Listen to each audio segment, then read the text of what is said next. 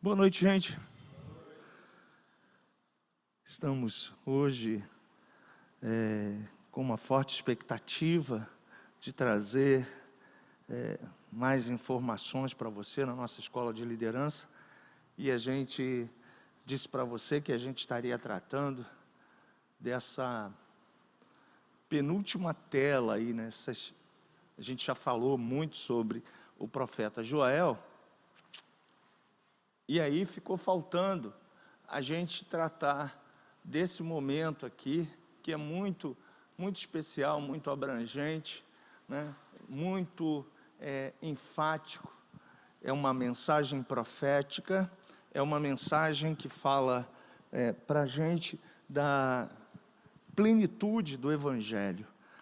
A gente sabe muito bem que Deus tem sempre mais para nos ensinar e a gente tem aprendido muitas coisas com o Senhor.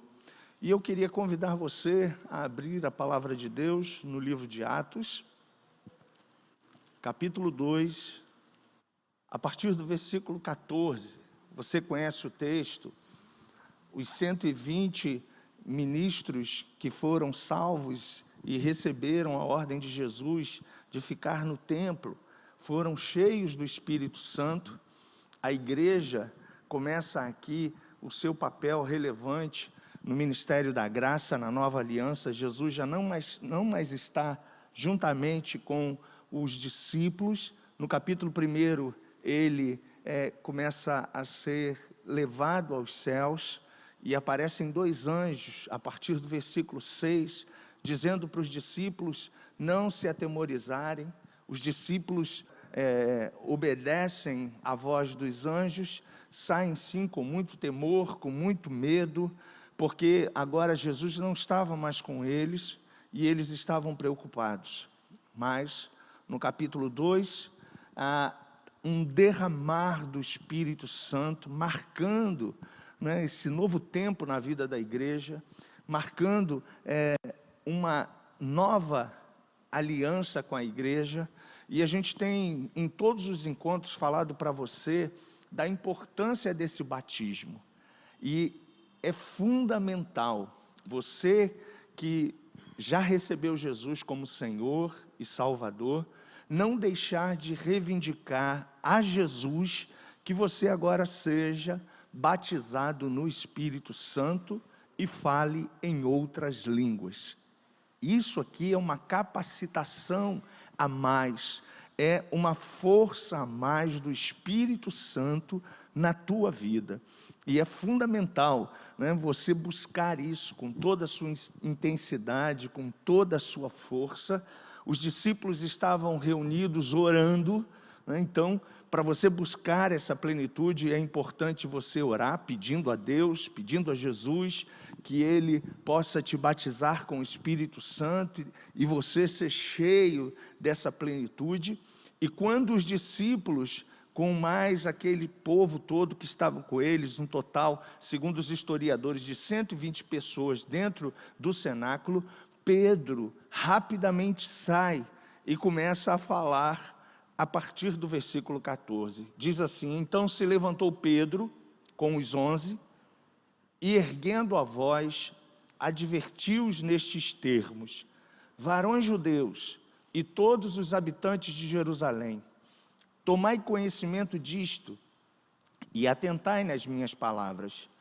Estes homens não estão embriagados, como vindes pensando, sendo esta a 3ª hora do dia.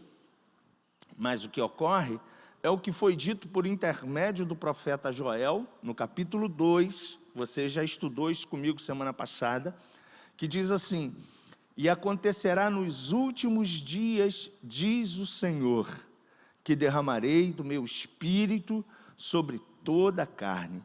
Vossos filhos e vossas filhas profetizarão, vossos jovens terão visões e sonharão vossos velhos. Até sobre os meus servos e sobre as minhas servas derramarei do meu espírito naqueles dias, e profetizarão. Versículo 19 diz assim: mostrarei prodígios em cima no céu e sinais embaixo na terra: sangue, fogo e vapor de fumaça. O sol se converterá em trevas e a lua em sangue, antes que venha o grande e glorioso dia do Senhor. E acontecerá que todo aquele que invocar o nome do Senhor será salvo.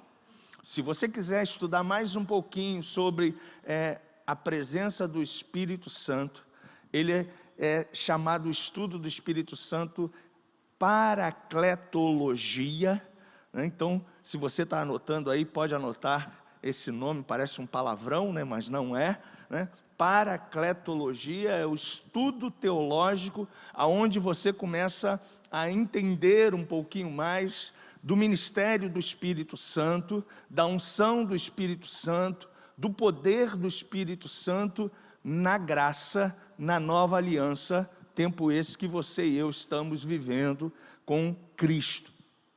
Você vai botar aí um combinado com 1 de Coríntios capítulo 12, e aí você vai ver como é importante, depois do batismo com o Espírito Santo, você falando em línguas, você também não se acomodar. Por quê?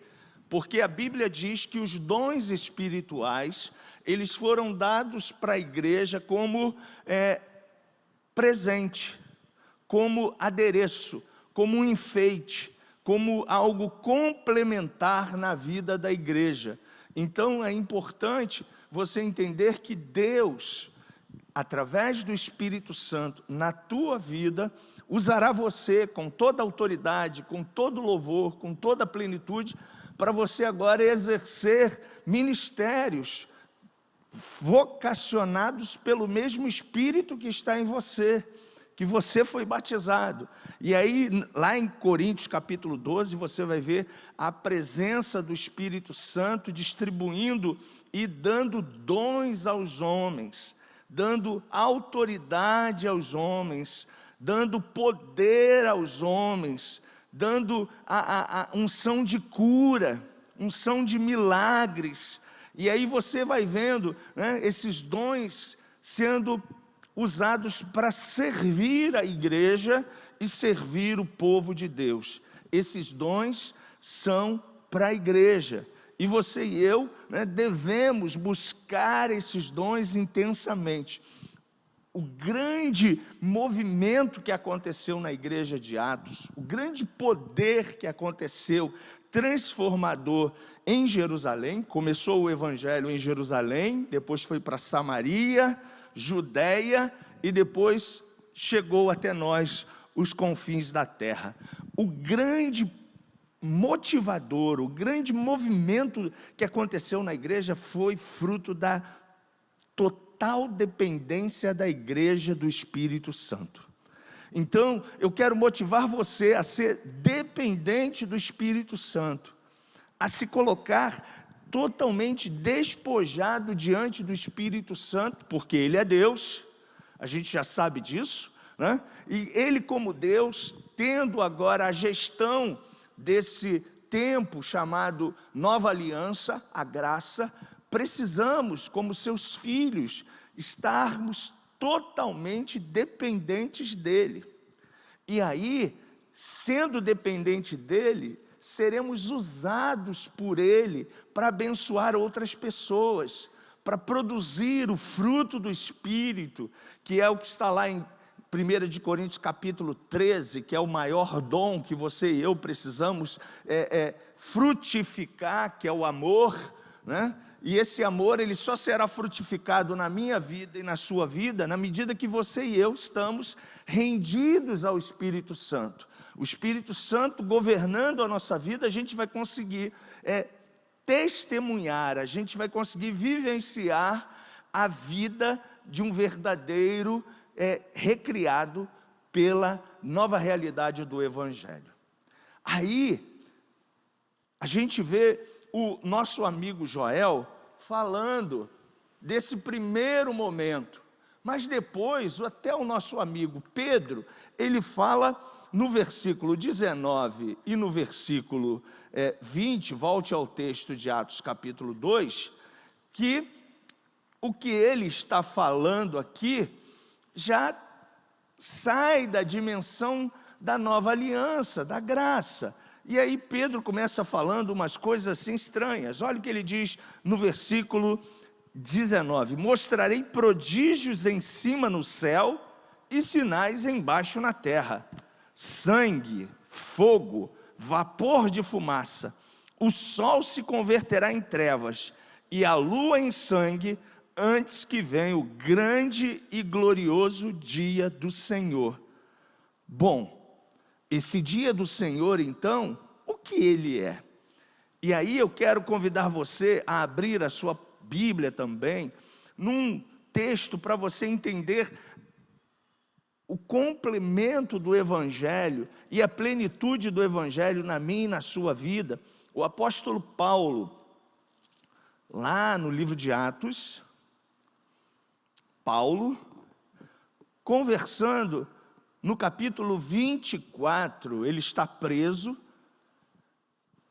Depois dessa prisão, Paulo vai para Roma. Em Roma, ele não consegue a sua libertação, e lá ele é decapitado, né? E um ícone do Evangelho sai da história humana, né? A gente tem isso aí bem patente aí, inclusive nesse filme que mostramos, né? A mídia mostrou aí para a gente, Paulo, o apóstolo, né? Aliás, quantos viram esse filme?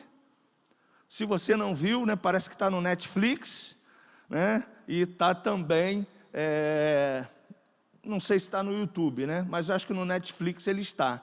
Paulo, o apóstolo. Quem tem net, acho que está no Now também, né? Em um dos filmes lá que você compra por um preço bem acessível, mas é muito legal você assistir os últimos dias da vida de Paulo, né? Onde ele está preso, nesta prisão lá em Roma, e ele dá as instruções finais aos discípulos que estão preocupados, né? Porque o seu líder está preso, e Paulo, nesse momento de prisão, ele é chamado, Atos 24, versículo 22, por Félix, que era um governante que estava lá detendo Paulo. Paulo estava prisioneiro. E aí Félix, olha só o que diz o texto: então Félix, conhecendo mais acuradamente as coisas com respeito ao caminho, era como o evangelho era chamado, adiou a causa dizendo: quando descer o comandante Lísias, tomarei inteiro conhecimento do vosso caso.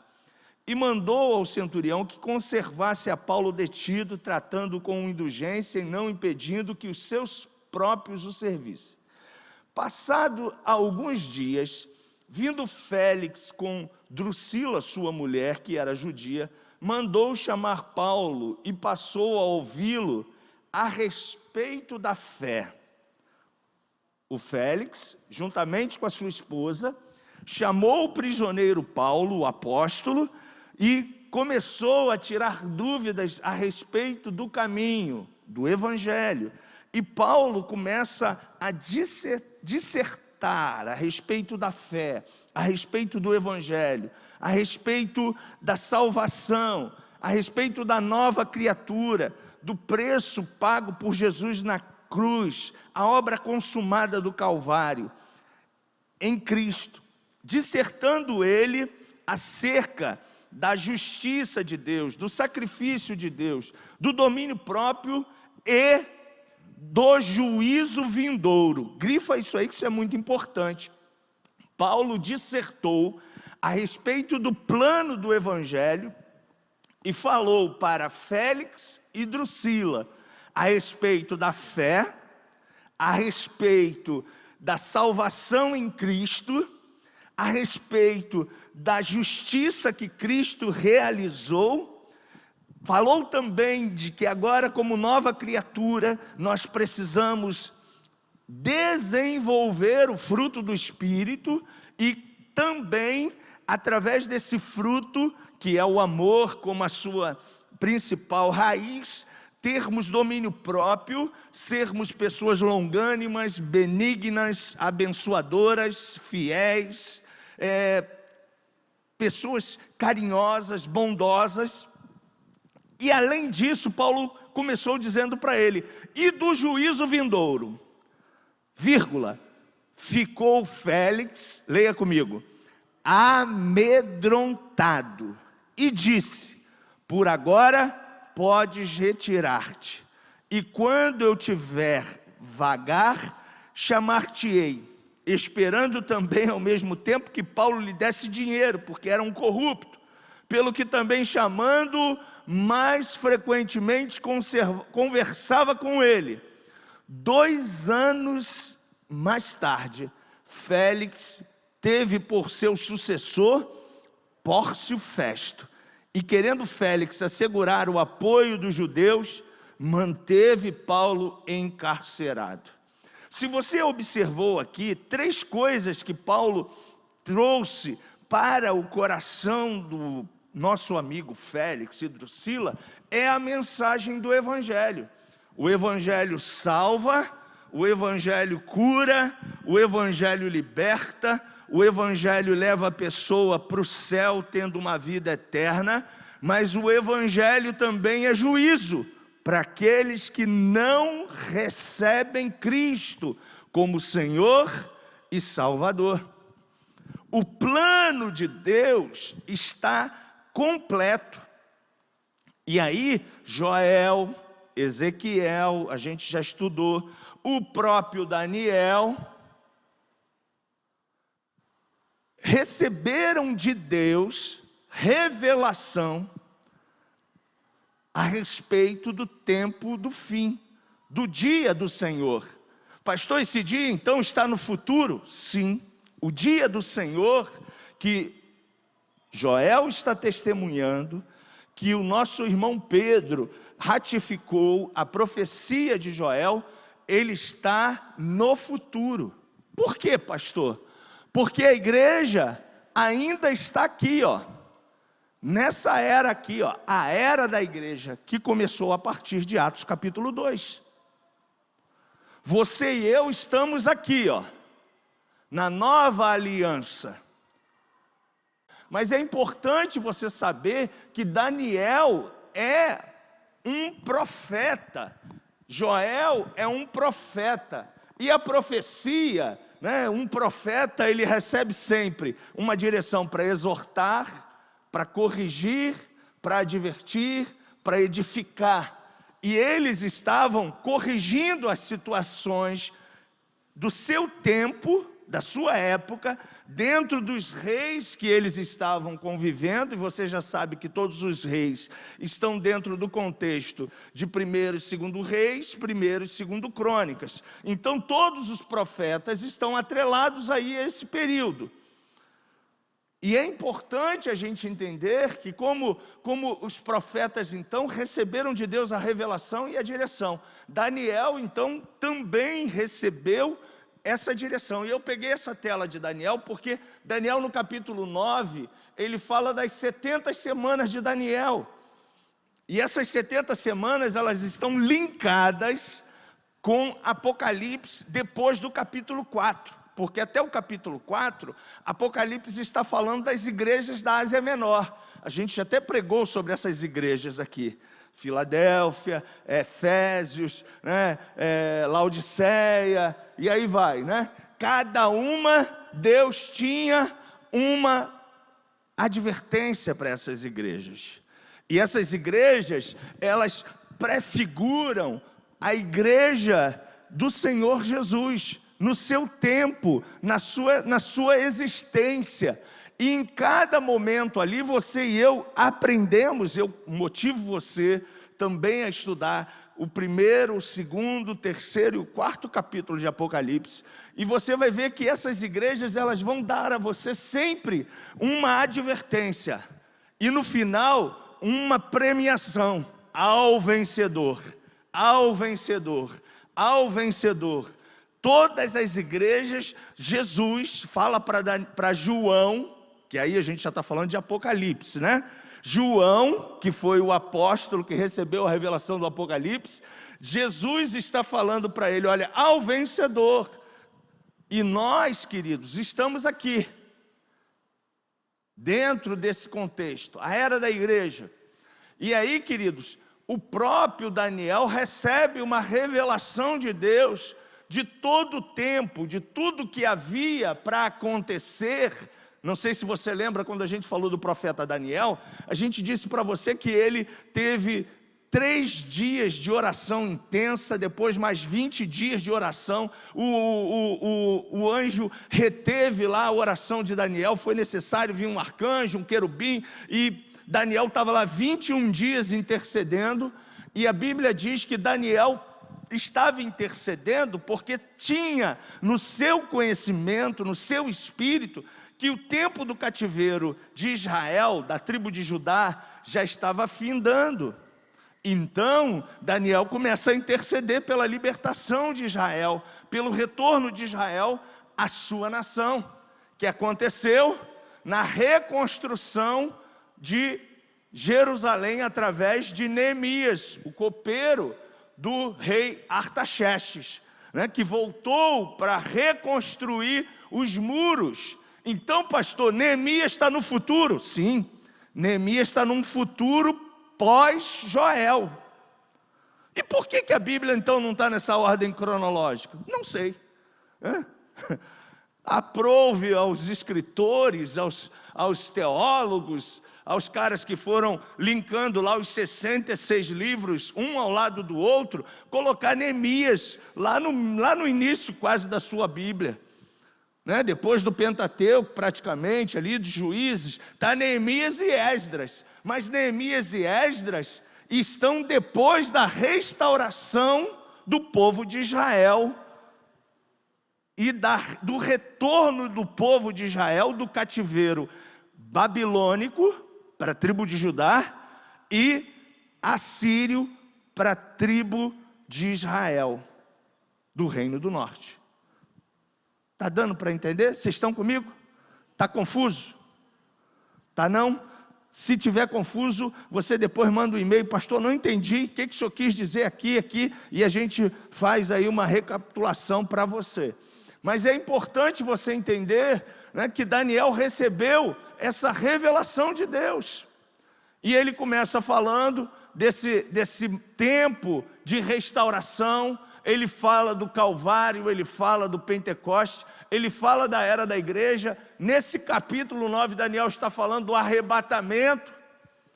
E aí o arrebatamento faz parte da era da igreja. Tudo isso aqui a gente ainda está vivenciando dentro do que Paulo está dizendo para Félix e Drusila, do primeiro momento do versículo 25. Dissertando ele acerca da justiça, a respeito da fé e a respeito do poder de Deus e do domínio próprio.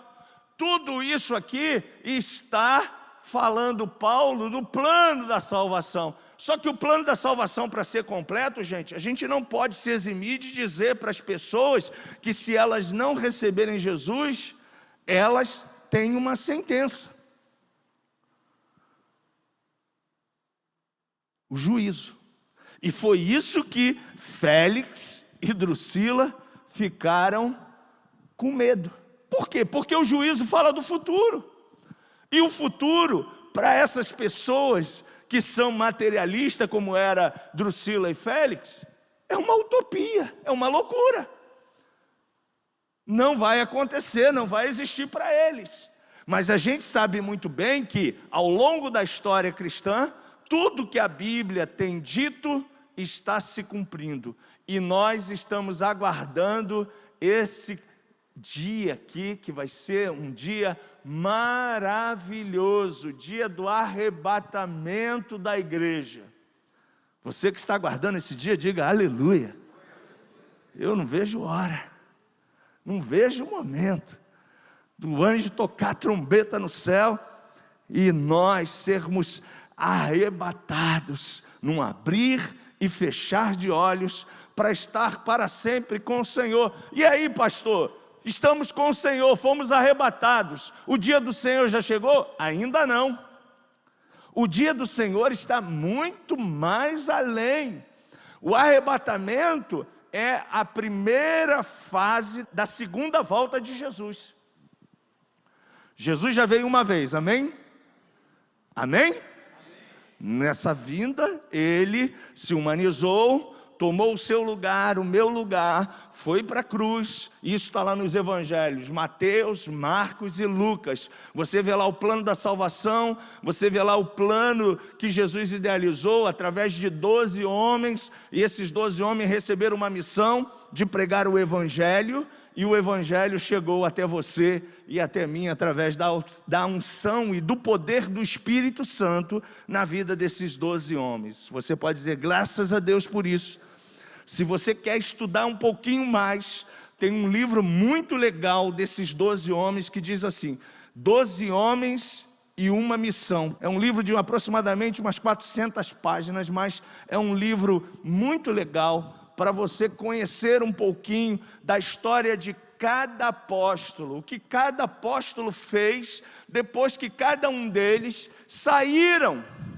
A Bíblia diz que eles começaram a pregar o evangelho em Jerusalém, em Samaria e na Judéia. Todos esses 3 lugares eram em Jerusalém.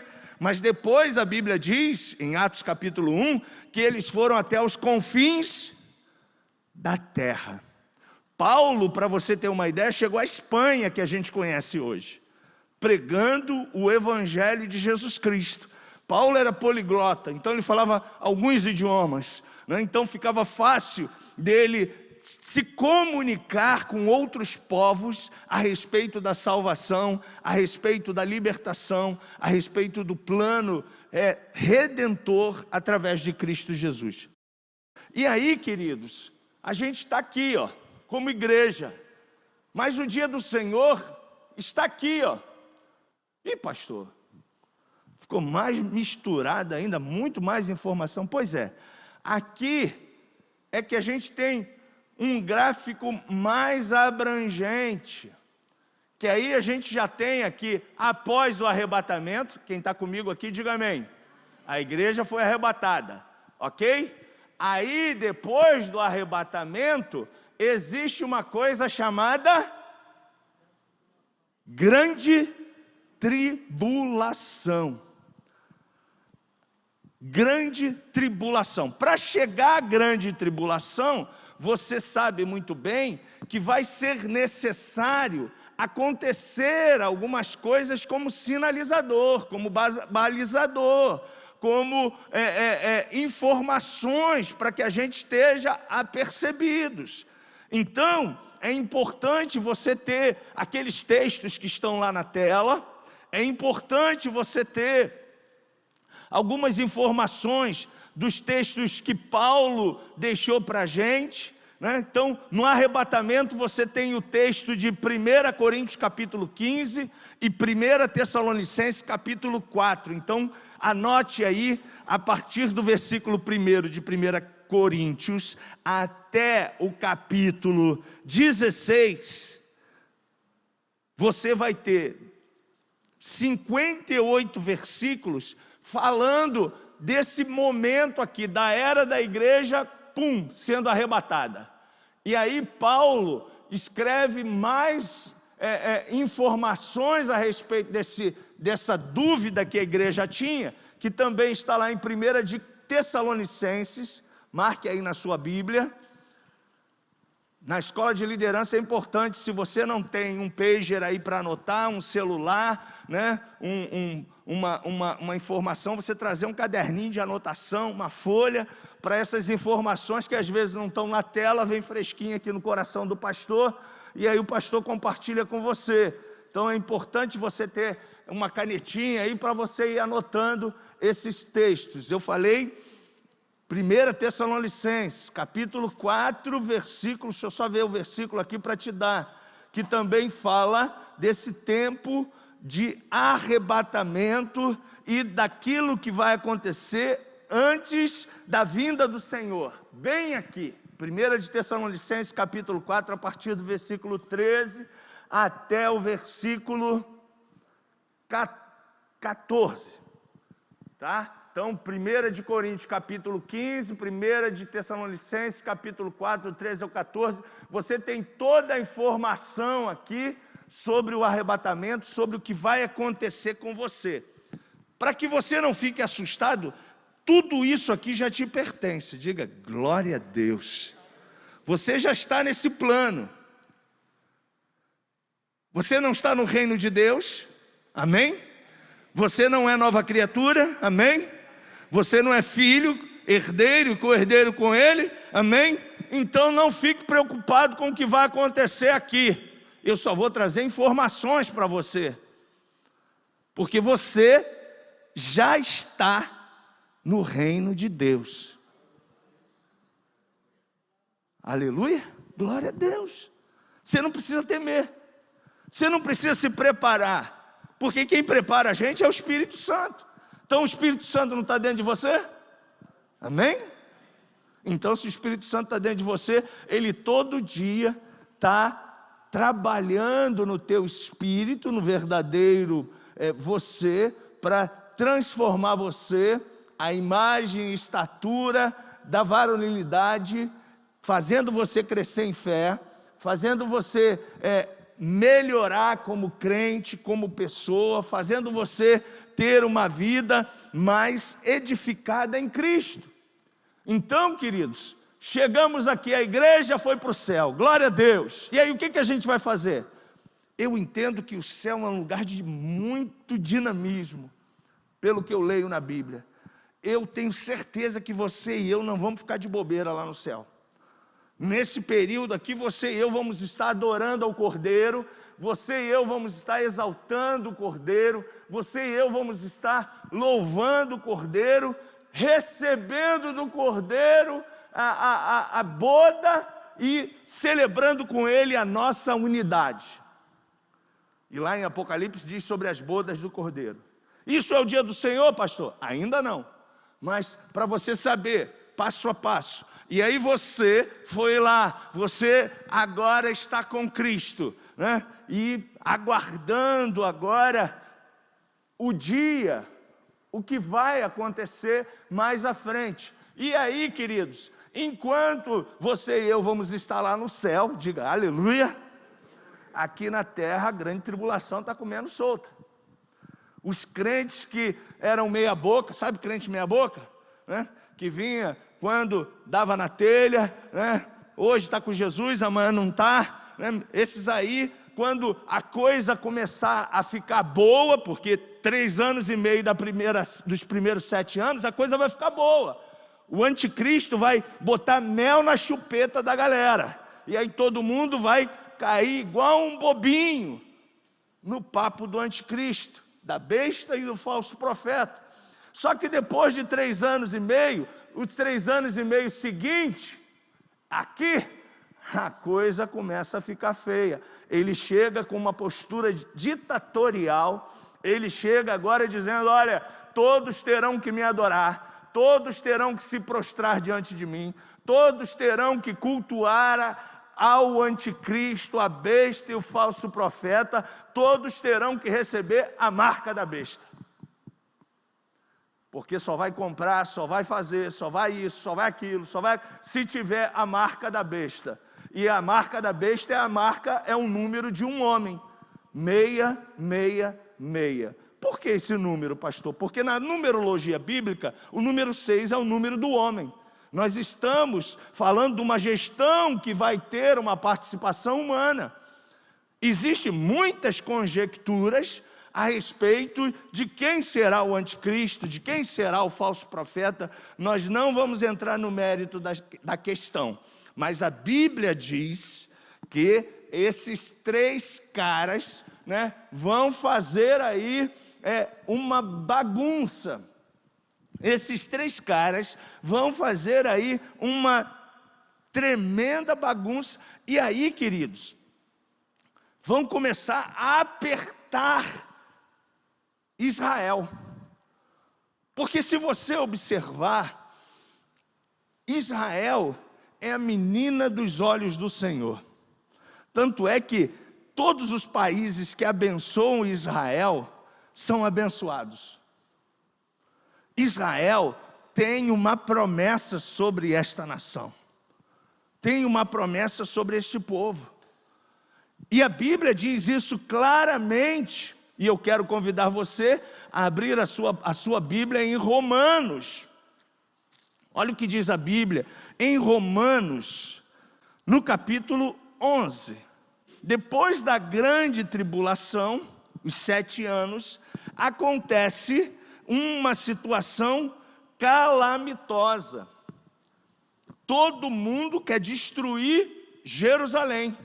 Todo mundo conhecido, todos os reinos conhecidos, através da ação e do poder e da autoridade do anticristo, juntamente com o falso profeta e com a besta, tentarão aniquilar e destruir Israel.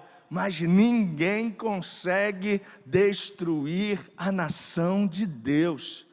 Você já reparou, cara? Ao longo da história da humanidade, Israel é uma centelha no meio daquela situação toda ali do Oriente Médio, e ninguém consegue atingir essa nação. Tem algo especial sobre eles, tem uma bênção sobre eles, e a gente não pode esquecer que essa bênção é bíblica. E aí você vê aqui no capítulo 10, no capítulo 11, que Deus diz claramente que Israel vai ser restaurada. A nação de Israel vai ser restaurada. Quando, pastor? Próximo do dia do Senhor. Próximo do dia do Senhor. Israel está aqui, e aí, querido, nessa situação aqui existe uma guerra chamada Armagedon. Para muitos teólogos, a última e terceira grande guerra mundial, que ainda não aconteceu. Até essa guerra chegar, há rumores de guerra, há rumores de lutas, de conflitos, há pestes, há mortandade, mas ainda não aconteceu. Quando acontecerá? Depois da grande tribulação, o Armagedon. E isso aí está linkado com o Apocalipse, né? Porque do capítulo 4 de Apocalipse, vai lá só para você entender, do capítulo 4, do capítulo 1 ao capítulo 4, Deus está falando para a igreja da Ásia Menor e trazendo uma mensagem profética para todas as igrejas ao longo da história cristã. A partir do capítulo 4, João é elevado ao céu. João vai ao céu, e em espírito é arrebatado e vai até o céu. E lá ele recebe informações sobre os selos, sobre as trombetas, sobre tudo que ia acontecer, sobre a besta que ia sair do mar, sobre a perseguição de Israel no capítulo 12, até o capítulo 16, você vê Israel passando, e o povo passando pelo momento da grande tribulação. Aí aqui Israel começa a falar para Deus: Deus, tenha misericórdia de mim, Deus, Deus. E aí tem um texto em Zacarias 14, quando você estiver ouvindo aqui, uma das informações em Zacarias, a gente vai estar falando disso para você, que a segunda volta da segunda fase de Jesus acontecerá aqui. Jesus, juntamente com a sua igreja, volta e implanta o milênio. Pastor, o que é um milênio? Simples. O milênio é o governo que todo cidadão quer, de paz, de justiça, de equidade, de saúde, de segurança. A Bíblia diz que os leões andarão com as ovelhas e brincarão como se fossem amigos. Não haverá ódio, não haverá rancor, não haverá nenhum tipo de corrupção, porque quem vai ser o rei? Jesus. Zacarias 14 diz que ele desce nos montes das oliveiras, e aí diz: todo olho o verá, e toda língua há de confessar que ele é o Senhor. E quando Israel vê o próprio Cristo descendo do céu com a sua noiva, com a igreja, para implantar o milênio, gente, aí está ali, ó, Apocalipse capítulo 20, é o milênio. Milênios são 1000 anos, Satanás é preso, a besta está presa já, o falso profeta está preso, todo mundo está preso, e aí é 1000 anos de coisa boa. Pastor, já é o dia final? Ainda não, tem mais informação. E aí, querido, quando estoura aqui o 1000 anos, diz a palavra que Satanás é solto de novo. Por que Deus fez isso, pastor? Simples, você há de convir que em 1000 anos, muita gente não sabia o que era corrupção, não sabia o que era mal, não sabia o que era a escolha da árvore do conhecimento da vida, olha, Éden, e a árvore do conhecimento do bem e do mal. O que Deus faz? Permite mais uma vez que ele saia da prisão. E aí, querida, querido, a Bíblia diz que muitos aqui voltam a se corromper. Muitos aqui fazem uma escolha. Qual escolha, pastor? Dar um bye-bye para Jesus. Dizer para ele assim, ó, não te quero. A corrupção é melhor para mim. O pecado é melhor para mim. E aí, querido, quando chega aqui, a grande batalha de Gog e Magog, a última, mais uma batalha, Satanás é preso e é lançado no Hades. Hades é um inferno, onde ele vai ser queimado, e lá toda a turma que não está com Cristo, não recebeu Cristo como Senhor e Salvador, não foi marcado pela salvação, vai ser julgado. Aí sim é o dia do Senhor, o juízo. Veja o versículo 11 do capítulo 20. Eu estou te dando uma aula hoje em 50 minutos que dura um semestre na academia, né? Então, por isso que talvez você não fique preocupado, né? São muitas informações, e informações que agora você vai... Eu quero aguçar você a ser um pesquisador. Essa escola tem essa função também, fazer você não ficar satisfeito só com o que a gente dá como pitada para você começar a vasculhar, começar a comprar livros, começar a estudar, ser um faminto pela palavra de Deus, porque quanto mais da palavra você tiver conhecimento, menos você errará, menos você será atingido por esse sistema de podridão que envolve o mundo. Por isso que a Bíblia diz, e conhecereis a verdade, e a verdade vos libertará.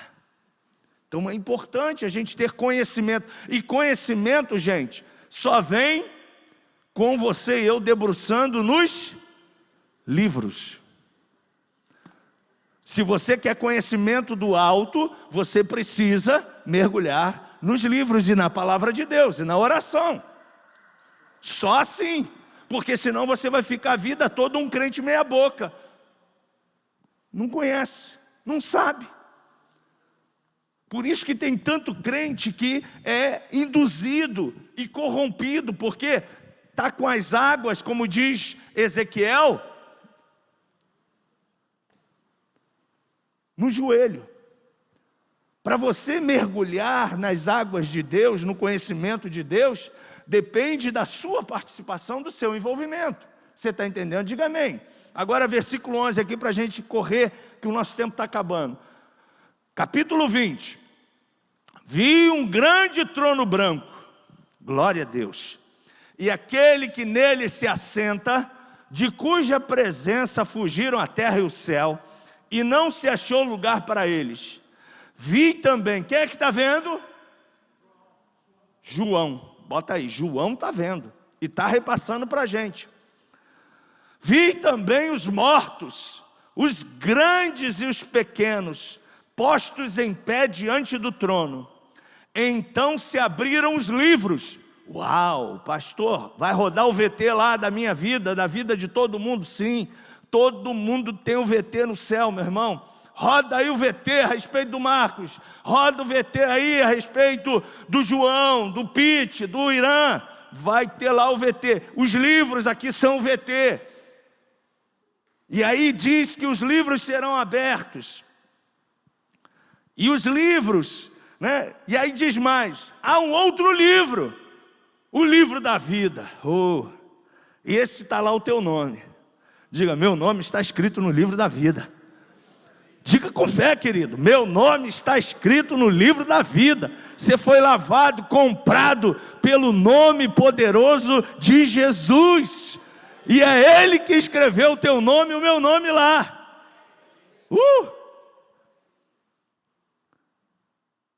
E os mortos foram julgados segundo as suas obras, conforme o que se acha escrito nos livros. Deu o mar os mortos que nele estavam. Todo mundo que morreu no mar vai nesse dia e está diante do trono branco para receber o julgamento do dia do Senhor. Deu o mar os mortos que nele estavam.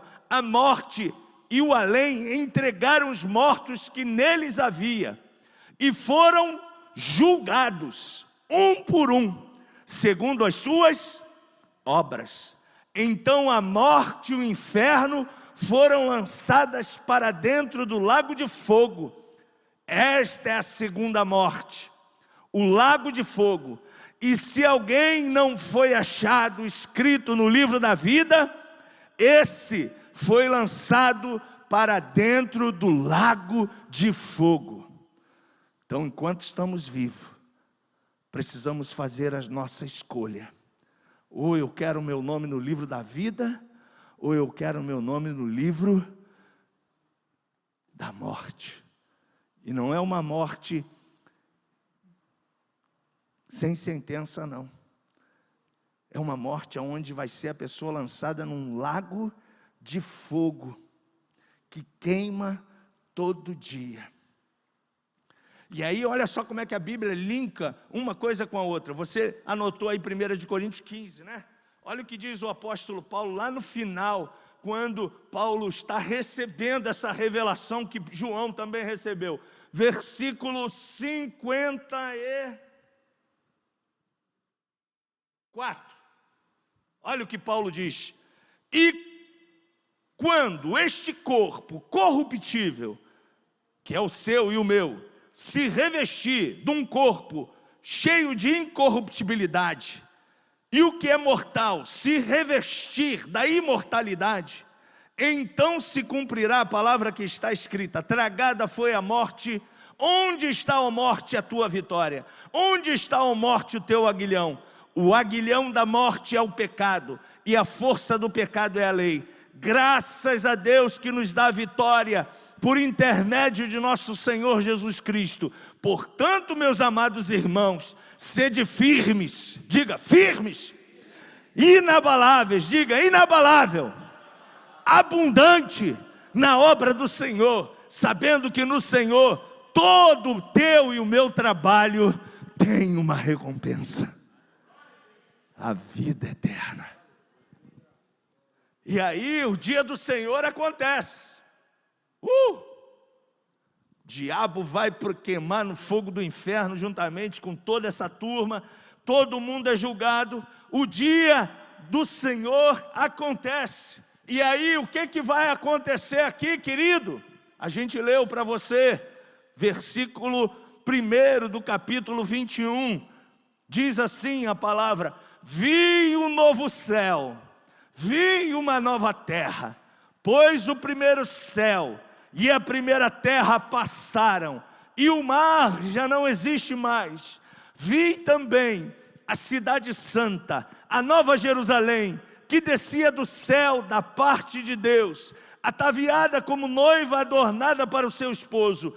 Então ouvi grande voz vinda do trono dizendo: eis o tabernáculo de Deus com os homens, Deus estará habitando com eles para sempre, eles serão povo de Deus, e Deus mesmo estará conosco para todo sempre. Ele lhes enxugará dos olhos todas as lágrimas, a morte já não mais dominará, já não haverá luto, nem pranto, nem dor, porque as primeiras coisas passaram. E aquele que está sentado no trono, Jesus Cristo, diz: eis que eu faço nova todas as coisas. E acrescentou para João: João, escreve essas palavras, porque elas são fiéis e verdadeiras. Disse mais ainda: tudo, João, já está feito.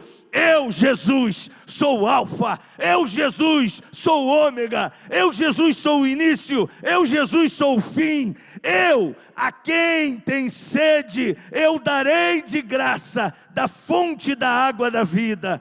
O vencedor, leia comigo, o vencedor sou eu, diga, herdará estas coisas, e eu lhe serei Deus, e ele me será filho. Diga aleluia, glória a Deus. É isso que está reservado para você.